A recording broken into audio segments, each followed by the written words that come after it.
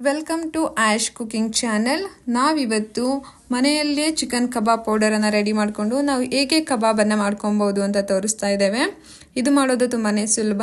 ಹಾಗೂ ಮೊದಲನೇದಾಗಿ ನಮ್ಮ ವಿಡಿಯೋನ ನೋಡ್ತಾ ಇರೋರು ವಿಡಿಯೋ ಇಷ್ಟ ಆದರೆ ನಿಮಗೆ ವಿಡಿಯೋ ಶೇರ್ ಮಾಡಿ, ಹಾಗೆಯೇ ಇದೇ ಥರದ ವಿಡಿಯೋಗಳಿಗಾಗಿ ನಮ್ಮ ಚಾನಲನ್ನು ಸಬ್ಸ್ಕ್ರೈಬ್ ಮಾಡಿ. ನಾನಿಲ್ಲಿ ಒಂದು 1/4 kg ಆಗುವಷ್ಟು ಚಿಕನನ್ನು ತೆಗೆದುಕೊಂಡಿದ್ದೇನೆ. ಮತ್ತು ಅರ್ಧ ಟೇಬಲ್ ಸ್ಪೂನ್ ಆಗುವಷ್ಟು ಗರಂ ಮಸಾಲ, 1.5 ಟೇಬಲ್ ಸ್ಪೂನ್ ಆಗುವಷ್ಟು ಚಿಲ್ಲಿ ಪೌಡರ್, 4 ಟೇಬಲ್ ಸ್ಪೂನ್ ಆಗುವಷ್ಟು ಕಾರ್ನ್ಫ್ಲೋರ್, 2 ಮೊಟ್ಟೆ, ಶುಂಠಿ ಬೆಳ್ಳುಳ್ಳಿ ಪೇಸ್ಟ್ ಹಾಗೂ 1.5 ಇಂದ 2 ಟೇಬಲ್ ಸ್ಪೂನ್ ಆಗುವಷ್ಟು ಮೈದಾವನ್ನು ತೆಗೆದುಕೊಂಡಿದ್ದೇನೆ.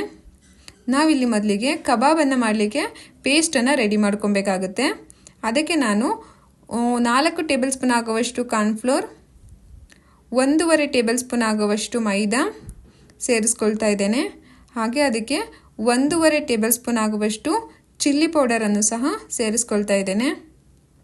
ನಿಮಗೆ ಖಾರ ಯಾವ ಪ್ರಮಾಣದಲ್ಲಿ ಬೇಕೋ ಅದನ್ನು ನೋಡಿ ನೀವು ಇದನ್ನು ಚಿಲ್ಲಿ ಪೌಡರನ್ನು ಆ್ಯಡ್ ಮಾಡ್ಕೊಬೇಕಾಗತ್ತೆ. ಮತ್ತು ಅರ್ಧ ಟೇಬಲ್ ಸ್ಪೂನ್ ಆಗುವಷ್ಟು ಗರಂ ಮಸಾಲ ಮತ್ತು ಅರ್ಧ ಟೇಬಲ್ ಸ್ಪೂನ್ ಆಗುವಷ್ಟು ಶುಂಠಿ ಬೆಳ್ಳುಳ್ಳಿ ಪೇಸ್ಟನ್ನು ಸಹ ಸೇರಿಸ್ಕೊಳ್ತಾ ಇದ್ದೇನೆ. ನಾನು ಇದಕ್ಕೆ ಯಾವುದೇ ಥರದ ನೀರನ್ನು ಯೂಸ್ ಮಾಡ್ತಾ ಇಲ್ಲ. ನೀವು ಮೊಟ್ಟೆಯನ್ನು ತಗೊಂಡಿರೋ ಕಾರಣ ಮೊಟ್ಟೆಯಲ್ಲೇ ನೀವು ಪೇಸ್ಟನ್ನು ರೆಡಿ ಮಾಡ್ಕೊಬೇಕಾಗತ್ತೆ. ನೀರನ್ನು ಯೂಸ್ ಮಾಡಬೇಡಿ. ನಾನಿಲ್ಲಿ 2 ಮೊಟ್ಟೆಯನ್ನು ಯೂಸ್ ಮಾಡ್ತಾ ಇದ್ದೇನೆ.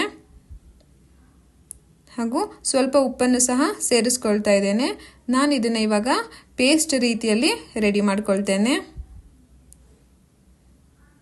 ನೀವಿದಕ್ಕೆ ನೀರನ್ನು ಸೇರಿಸ್ಕೊಬಾರ್ದು. ಮೊಟ್ಟೆಯಿಂದನೇ ನೀವು ಇದನ್ನು ಪೇಸ್ಟನ್ನು ರೆಡಿ ಮಾಡ್ಕೊಬೇಕಾಗತ್ತೆ.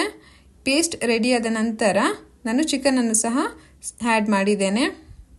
ಇದನ್ನು ನಾನಿವಾಗ ಒಂದು ಅರ್ಧ ಗಂಟೆಗಳ ಕಾಲ ಮ್ಯಾರಿನೇಟ್ ಆಗಲಿಕ್ಕೆ ಬಿಡಬೇಕಾಗತ್ತೆ. ಇದು ಮ್ಯಾರಿನೇಟ್ ಆದ ನಂತರ ನಾವು ಇದನ್ನು ಆಯಿಲಲ್ಲಿ ಡೀಪ್ ಫ್ರೈ ಮಾಡಿದ್ರೆ ಚಿಕನ್ ಕಬಾಬ್ ರೆಡಿ ಆಗುತ್ತೆ.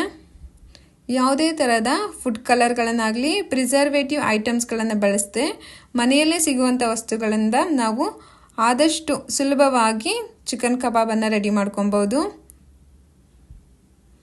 ಆದಷ್ಟು ಫುಡ್ ಕಲರ್ಗಳನ್ನು ಅವಾಯ್ಡ್ ಮಾಡೋದು ಹೆಲ್ತ್ಗೆ ತುಂಬಾ ಒಳ್ಳೆಯದು. ನೀವು ಫ್ರೈ ಮಾಡುವಾಗ, ಡೀಪ್ ಫ್ರೈ ಮಾಡುವಾಗ ಯಾವಾಗಲೂ ಆಯಿಲನ್ನು ಲೋ ಫ್ಲೇಮ್ ಅಥವಾ ಮೀಡಿಯಮ್ ಫ್ಲೇಮಲ್ಲಿ ಇಟ್ಟು ಫ್ರೈ ಮಾಡಬೇಕಾಗುತ್ತೆ. ನಿಮಗೆ ಇದು ಸೇಮ್ ಕಬಾಬ್ ನೀವು ಹೊರಗಡೆಯಿಂದ ತರೋ ಕಬಾಬ್ ಥರನೇ ಇರುತ್ತೆ, ಬಟ್ ಕಲರ್ ಸ್ವಲ್ಪ ಕಡಿಮೆ ಬರುತ್ತೆ. ನಾವು ಯಾವುದೇ ಫುಡ್ ಕಲರನ್ನು ಯೂಸ್ ಮಾಡದೇ ಇರೋ ಕಾರಣ ಇದು ಕಲರ್ ಅಷ್ಟಾಗಿ ಬರೋದಿಲ್ಲ. ನಿಮಗೆ ಕಲರ್ ಬೇಕು ಅಂತಲೇ ಅನಿಸಿದ್ರೆ ನೀವು ಯಾವುದಾದ್ರೂ ತುಂಬ ಒಳ್ಳೆಯದಿರೋ ಕಂಪನಿಯ ಫುಡ್ ಕಲರನ್ನು ಯೂಸ್ ಮಾಡ್ಬೋದು.